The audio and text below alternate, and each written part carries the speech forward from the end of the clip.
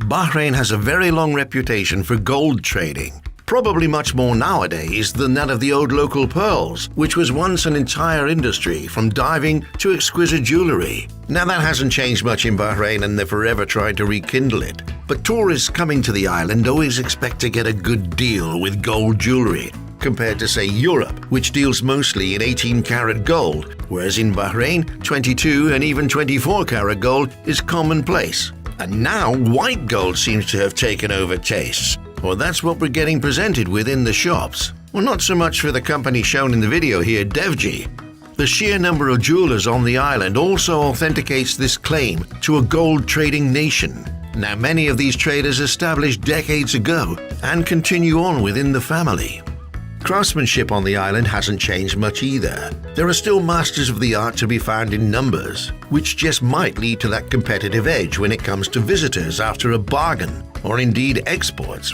Now, nothing that we know of other than oil is mined in Bahrain, but imported precious stones abound and are incorporated within styles and creations. To emphasize this, who better a testament than Devji? To those outside of the know, it comes as a rather big surprise to discover that so much jewellery is actually manufactured in Bahrain, and huge quantities of it at the Devji factories, where dozens of highly skilled artisans patiently create some of the most exuberant pieces you're ever likely to come across. Just recently, the Devji Group opened 2 new factories on what is known as the Bahrain International Investment Park, or BIIP, and that's in the Hid area of the island in the north. Reported to be an investment in excess of $21 million. One section, or factory, is dedicated to gold jewellery, and the other to gold and diamonds. The BIIP is a government initiative offering a clean, dedicated area near to the port, and it's open to any individual or company, international or otherwise, wishing to set up a manufacturing plant there. It also offers many incentives which are not available elsewhere, such as a tax-free location and duty-free access to the Gulf markets.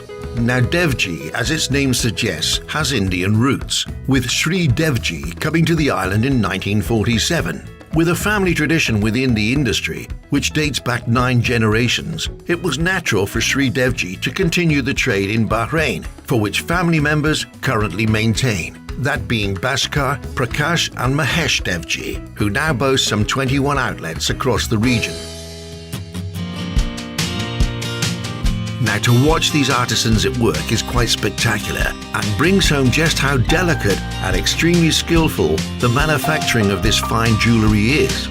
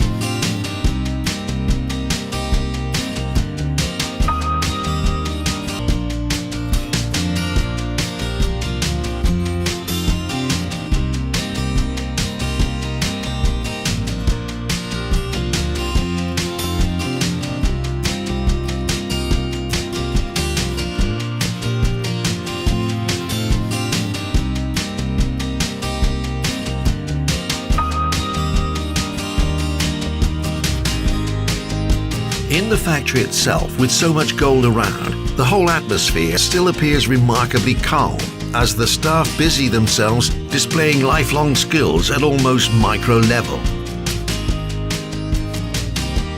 Hidden to the naked eye, the rooms are well controlled, and gold dust particles, which you expect to be everywhere, are all collected and recycled. It's almost invisible. Well, it is invisible, you don't see it. Likewise, when one leaves the building, it's a must to stand over what simply looks like a ventilation grid. but negative pressure makes for any particles of gold which might have attached itself to one's clothing or hair, for example, being sucked away into the recycle unit, so no chance to whip out with a kilo or so attached to you. It's all very painless, and as I said, it's unnoticeable.